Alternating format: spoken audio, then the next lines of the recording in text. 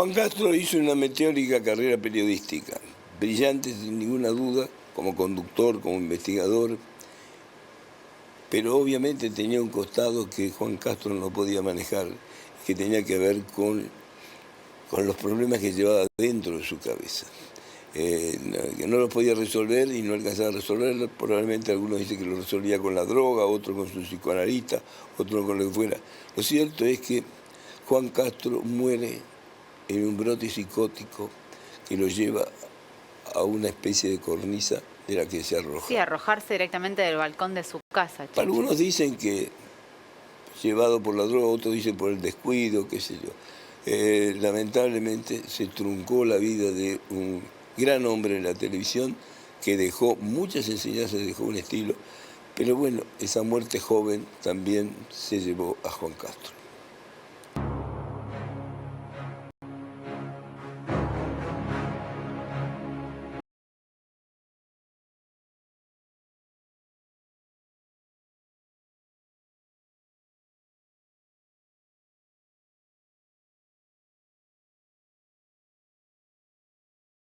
Juan Castro nació el 13 de enero de 1971 en el barrio de Parque Patricios, junto a su hermano gemelo, Mariano Ernesto Castro. Él hablaba como de sí mismo, como alguien que no tenía familia y como alguien que no lo iba a tener. Lamentablemente, mi madre y mi tía, dos de las personas que yo más amé en mi vida, murieron de cáncer. Cáncer no es una mala palabra. Cáncer, cáncer, cáncer. Todo el mundo sabe que Juan perdió a su madre muy chico, digo, y no, eso no es fácil asimilar. Nunca le perdonó a Dios que haya muerto una madre. Tenía un amor desmedido por el hermano, por los hermanos, y yo creo que hubo una idealización de la mamá. Y evidentemente había una carencia de afecto y una gran necesidad de que lo quieran. Lo que era impresionante era cómo lo mostraba. Comenzó en radio en 1987 como asistente de producción en Feedback, el ciclo de Mario Pergolini y Ari Paluch en Rock and Pop.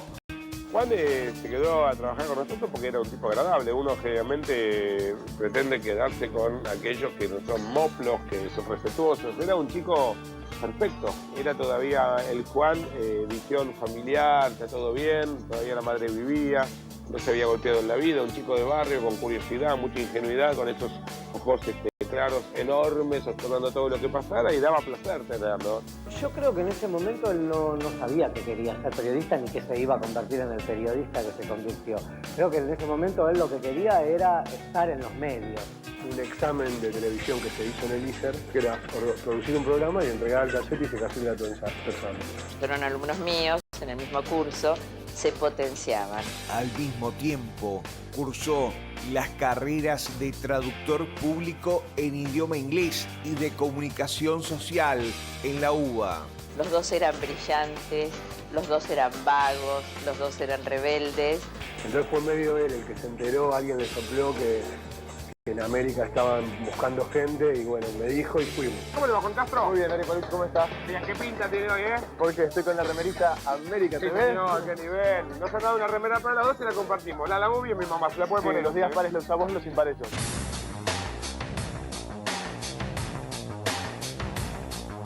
En 1993 ingresa a Telefe Noticias. Allí realizaba notas de actualidad de 5 minutos de duración con un estilo propio que se diferenciaba claramente del resto del programa. Era alguien que no se armaba una carpeta y un cuestionario. Preguntaba desde acá. Telefe Noticias en el Shrine Auditorium, conversando con los posibles ganadores. Me acuerdo que había ido a hacer una nota a Oklahoma donde habían puesto una bomba exactamente igual que acá en la embajada. Wayne Cunningham es uno de los sobrevivientes del horror de Oklahoma. Pasaba 5, 6 o 7 veces por día por el frente del edificio Alfred Murrah. Y yo entonces le hice algunos comentarios sobre cómo había sido la cobertura, algunas cosas que no me habían gustado. Y bueno, y él me escuchaba y me decía, vos decime, porque por ahí yo me entusiasmo y no me doy cuenta. En el momento de la explosión se encontraba en su casa, enfrente, trabajando con su computadora. Este es su testimonio en la madrugada del día. conoció a Dolores Candenverse, con quien forjó una amistad y quien lo acompañaría en su primer programa.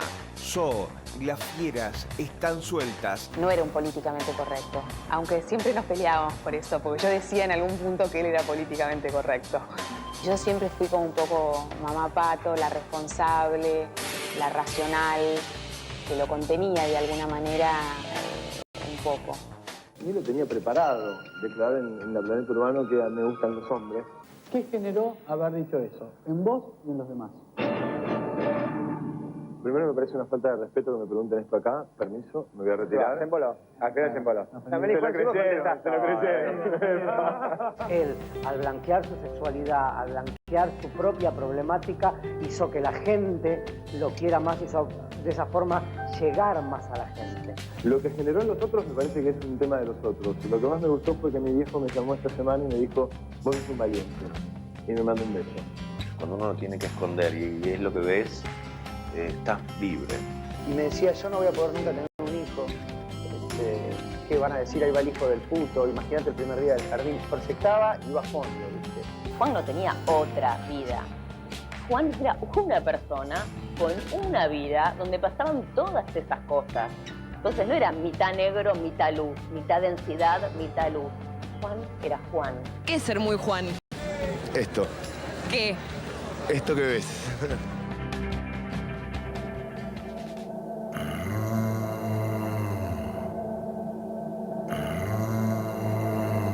En medio de una profunda crisis económica y social en Argentina, estrena el ciclo Caos en la Ciudad. Tengo un equipo de producción de la puta madre que me ayuda para ir adelante. Y un poco el programa se planteaba eso, hacer de la ciudad una jungla y una aventura. Y él era como un Tarzán perfecto para eso. En el momento que te pegan el tiro, que vos sentís ese pinchazo en el brazo y en la garganta, ¿qué pensaste? En mi hija. Era un quemado, porque te tiraba 150 ideas y tenías que realizar las 150 ideas, porque él trabajaba a la par tuyo. O sea, no era un tipo que se quedaba. Juan era una persona súper abierta, creo que una de sus mayores ventajas, una de sus principales características, y creo que su grandeza estaba caracterizada por poder enriquecerse de las ideas y los aportes de la gente de quien él elegía rodearse, ¿no?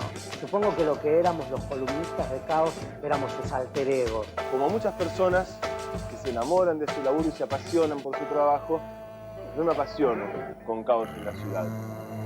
Pero mi apasionamiento por el trabajo no es el único problema que tengo.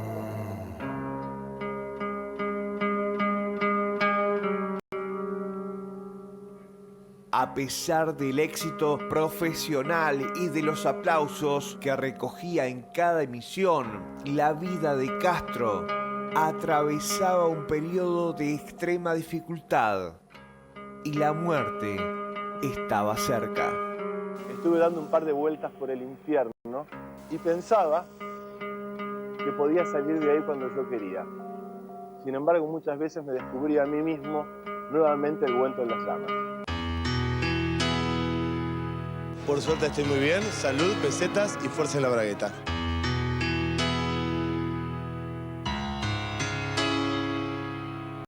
Encadenado a sus adicciones, patología que lo llevó a ocasionales delirios.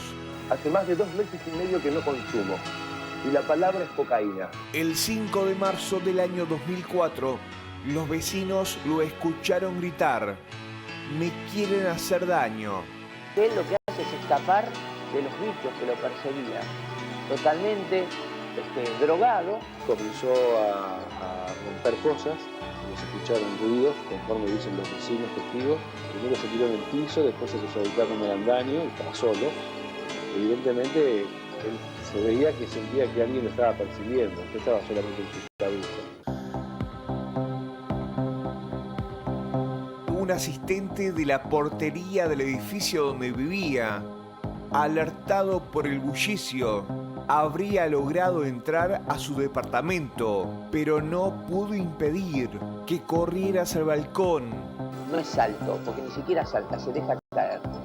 Pega contra la cabeza, contra la bisagra que tiene el piso, da una vuelta en el aire y cae de pie. Nada hacía ver que lo que iba a pasar. Por eso yo no creo que Juan ni se quiso matar, nada, fue un accidente terrible. Se sabía que Juan no la pasaba del todo bien, pero tenía ganas de vivir. Hoy no pienso que se haya querido suicidar, pienso que tuvo una actitud suicida, más que un acto suicida. Un tipo que no se quería morir. Porque si vos no estás cuidado de esa situación, realmente se te puede meter y hacerte mucho daño.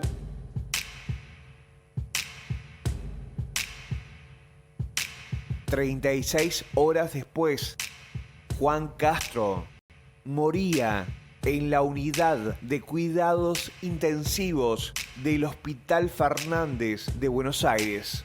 Tenemos el penoso noticia de comunicarles que falleció hace un ratito. Y el motivo es el traumatismo grave que tenía y las complicaciones que...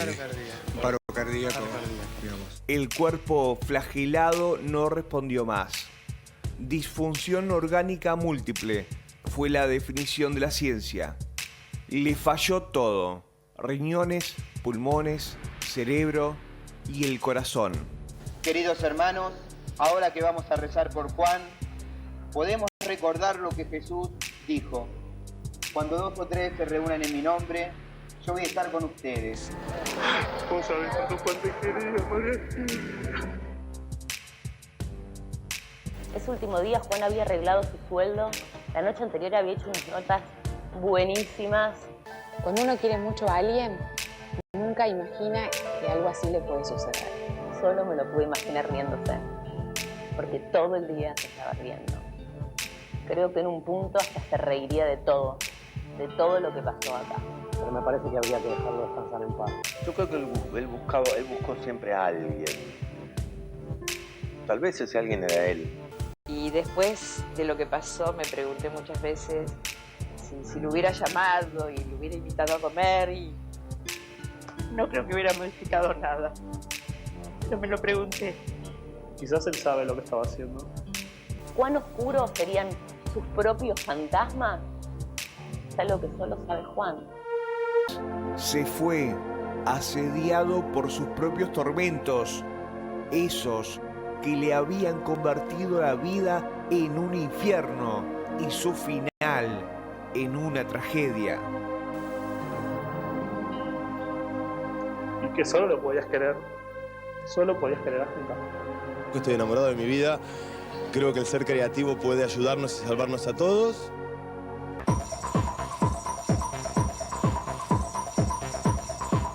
La fría letra del certificado de defunción dice que Juan Castro murió el viernes 5 de marzo de 2004, a las 2:30 de la madrugada, a causa de un paro cardiorrespiratorio provocado por graves lesiones cerebrales. Lo que el certificado no dice es que 3 días antes, en medio de delirios y alucinaciones, Juan Castro destruyó su departamento en el barrio de Palermo, luchando contra imaginarias arañas y cucarachas gigantes que lo atacaban. Tras la muerte, se inició una investigación judicial para intentar saber qué motivos habían empujado a Juan a saltar al vacío. La causa pasó varios años bajo la carátula de tentativa de suicidio y estuvo al borde de cerrarse con ese rótulo. Sin embargo, gracias a la gran cantidad de pruebas que aportaron sus amigos y su última pareja, Luis Pavesio, el expediente cambió de carátula. La justicia dejó de lado la teoría del suicidio para comenzar a investigar un homicidio culposo. Los imputados principales son el psiquiatra que lo atendía, el director del sanatorio donde estuvo internado y la acompañante terapéutica. Lo que ningún informe dice es que ese hombre de 33 años pasó gran parte de su vida al borde de la cornisa, sufriendo. En el pico de su popularidad, confesó su homosexualidad y su adicción a la cocaína. Pero la muerte temprana de su madre, las constantes diferencias con su padre y sus dificultades para exorcizar los demonios que lo habitaban, lo fueron empujando al abismo. La autopsia del cuerpo de Juan Castro determinó que antes de saltar del balcón de su departamento, el periodista había inhalado grandes cantidades de cocaína. Pero según versiones de sus allegados, esta no sería la única droga que estaba consumiendo Juan. Muchos sospechan que se había vuelto adicto a la ketamina, una droga altamente tóxica que los jóvenes utilizan como alucinógeno y que podría tener relación con los delirios que sufría Castro en los últimos meses de su vida. La queta, como se conoce esta droga en el mundo de las rave, las cuales Juan solía frecuentar, es un poderoso anestésico veterinario que se usa para dormir caballos. Ahí terminamos. 1, 2, 3, 4, 5, 26, 27, 28, 29, 30.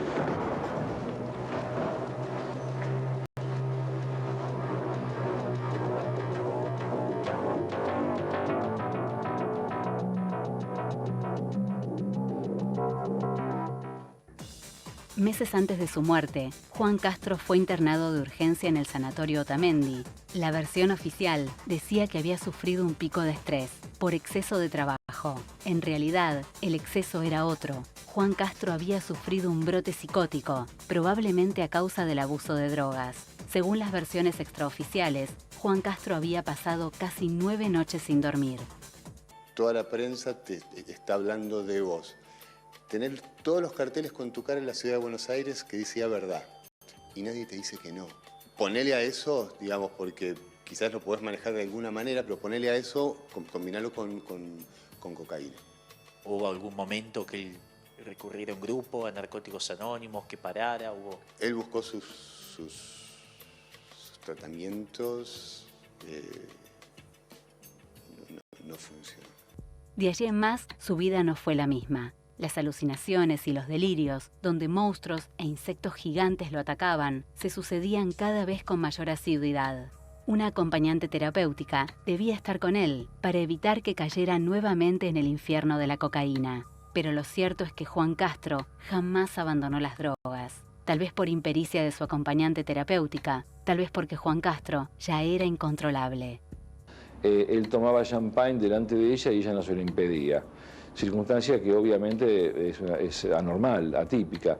Un acompañante terapéutico debería inmediatamente impedir este tipo de situación o informar inmediatamente a los médicos para que su paciente o su acompañado no cayera en este tipo de actitud, ¿no? Juan Castro y su hermano mellizo, Mariano, nacieron el 13 de enero de 1971. En el seno de una familia de clase media que vivía en un monobloc en el barrio de Parque Patricios.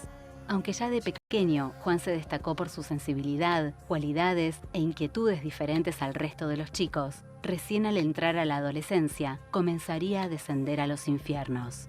Cuando tenía tan solo 16 años, a su madre le detectaron una enfermedad terminal, y fue él, y no su padre, quien la acompañó en el largo calvario hasta su muerte. El dolor que le produjo la muerte de su madre lo llevó a cometer los primeros excesos. Chicas y chicos se mezclaban en un raíz nocturno que incluía sus primeros acercamientos a la droga. Para ese entonces, Juan Castro ya se ganaba su propio dinero, trabajaba como modelo publicitario, era productor en la Rock and Pop y estaba estudiando para locutor. De chico me gustaba muchísimo la música y la radio. Mi primer disco me lo regalan a los 6 años, era Fiebre del Sábado por la Noche, y a partir de ahí empecé a hacer una colección de música impresionante. Y al mismo tiempo también compraba revistas que venían de afuera, era una especie de nerd también de los rankings. Lo llamo a Pato Galván, que estudiaba conmigo la parte de periodismo y locución, le digo, están buscando gente en América, vamos ya con el examen final de televisión que hicimos para el ISER, que habíamos hecho un programa especial que se llamaba Yin Yang. Y lo presentamos en América esa misma tarde y a la hora nos hicieron esperar en el hall del canal y nos dijeron el lunes que viene empiezan. A comienzos de la década del 90, Juan Castro ingresó como productor periodístico y cronista al noticiero de Telefe. De allí en más, su ascenso fue vertiginoso e imparable. De sus esporádicas apariciones en la pantalla, de no más de 1 minuto, pasó a convertirse en el notero estrella del informativo. Decenas de grupos y jovencitas lo esperaban a la salida del canal, intentando en vano conquistar su corazón. Aunque todavía faltaban años para que lo confesara públicamente, Juan Castro ya había tomado una de las mayores decisiones de su vida. Fue por esos años en que Juan Castro conoció a Ricky Martin. Si bien ahora se supo del romance, la relación entre el periodista y el cantante, con idas y vueltas, duró mucho tiempo. De regreso de un viaje por Jordania, donde estuvo preso por supuesto espionaje, Juan presentó a quien fuera su última pareja y gran amor, Luis Pavesio. Pareció entonces que comenzaba a dejar atrás los infiernos y retomaba el control de su vida. El amor y el trabajo lo alejaban de la oscuridad y mostraban la mejor versión de Juan. Caos es una de las razones por las cuales me levanto a la mañana, voy a trabajar, estoy enamorado de mi trabajo, estoy enamorado de mi vida. Creo que el ser creativo puede ayudarnos y salvarnos a todos y nada, ojalá nos llevemos el premio. El 13 de enero de 2004, poco más de un mes y medio de antes de su muerte, Juan Castro celebró sus 33 años festejando a lo grande. Motivos para brindar no le faltaban. Estaba enamorado, tenía éxito y estaba lleno de proyectos. Sin embargo, no era feliz. Lejos de poder exorcizar los demonios que lo habitaban y que él mismo había admitido tener, seguía envuelto en llamas. Y en la tarde del 2 de marzo de 2004, la tragedia se hizo presente. En medio de delirios y alucinaciones, Juan Castro destruyó su departamento, luchando contra imaginarias arañas y cucarachas gigantes que lo atacaban y que solo estaban en su mente. Después, creyendo que podía volar, saltó al vacío desde el balcón. Juan Castro no se suicidó. Hundido en el infierno de la droga y atrapado en una pesadilla mortal de la que no podía escapar, Juan Castro se murió sin saber lo que estaba haciendo.